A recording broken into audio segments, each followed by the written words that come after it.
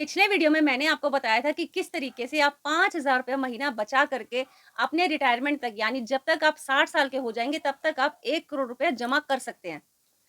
अगर आपने मेरा पिछला वीडियो नहीं देखा, जिसमें मैंने आपको बता रखा है कि किस तरह से आप रिटायरमेंट की प्लानिंग कर सकते हैं और अपने 60 साल की उम्र तक आप 1 करोड़ रुपया जमा कर सकते हैं, तो जाके चैनल पे ज़रूर देखिएगा क्योंकि वो कल वाला वीडियो है। उसके बाद आपको सारी चीज़ें समझ आएँगी कि हमें अपनी रिटायरमेंट की प्लानिंग कैसे करनी चाहिए।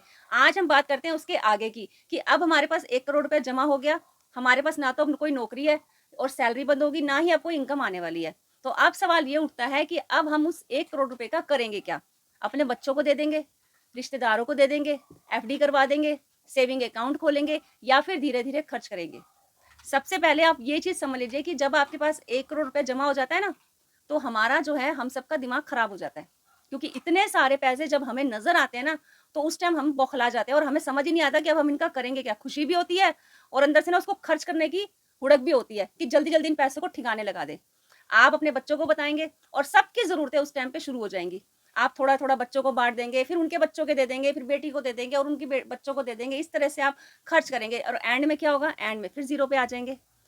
अब जब आप ज़ीरो पे आ गए एंड में, अब मान लीजिए आपको ज़रूरत पड़ी है कि आज मुझे अपनी दवाई लानी है। देखिए बुढ़ापे में ना बीमारियाँ भी शुरू हो जाती हैं। आज आपको कोई बीपी की दवाई लानी है या किसी और चीज़ की दवाई लानी है और हर महीने वो आपकी दवाइयाँ चल रही हैं, तो आप हर महीने क्या अपने बच्चों से पैसे माँगोगे दवाई के?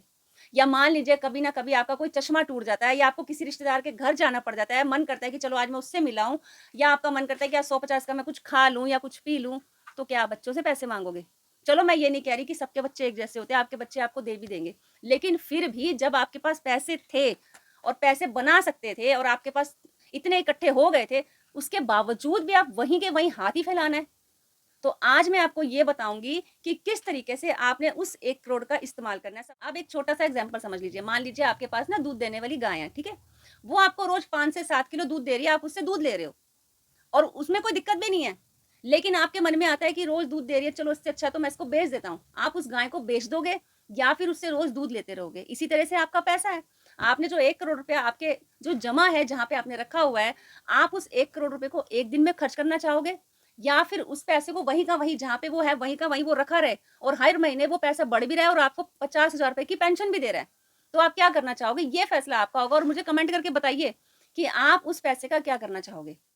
मान लीजिए जो आपके पास 1 करोड़ रुपया है, वो 1 करोड़ पैसा नहीं है, वो एक ऐसी मशीन है जो आपको हर महीने 50,000 रुपए की पेंशन देता है और वो 1 करोड़ रुपया वहीं का वहीं है और वो पैसे से पैसे बना रहा है। अब सवाल उठता है कि इसको हमने कैसे करना है? आपने जैसे मैंने आपको बताया था कि आपने 1 करोड़ रुपया जमा करा है, तो आपने एसआईपी का नाम तो सुना ही होगा। एसआईपी क्या होती है? Systematic investment plan.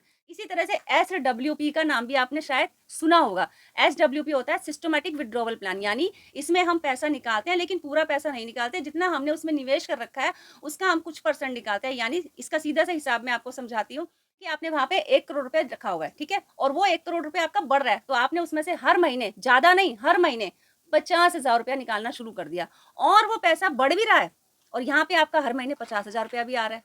इसका ना सीधा-सा गणित समझ लीजिए। अब आपने 1 करोड़ रुपए जमा किए जहाँ पे आपने रखा हुआ है, ठीक है?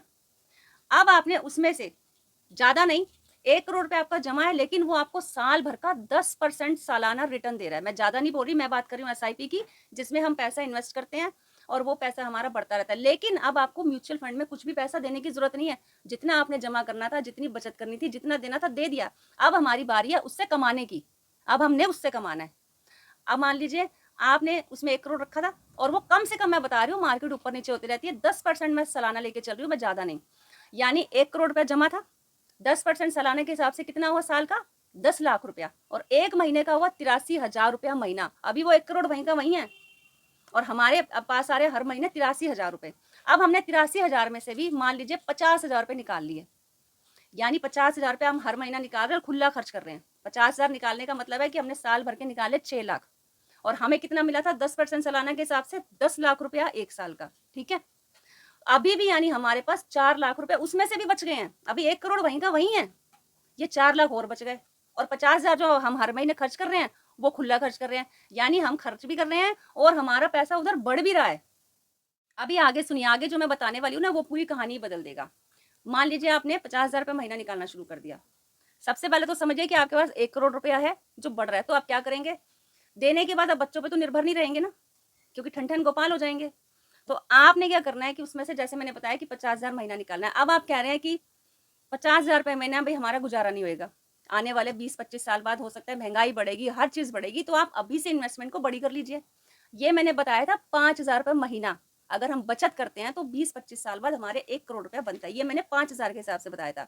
लेकिन अगर आप अभी इन्वेस्टमेंट बड़ी कर सकते हैं, तो बड़ी कर लीजिए।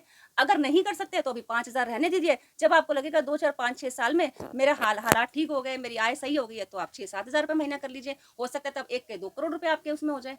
अब आगे की बात सुनिए।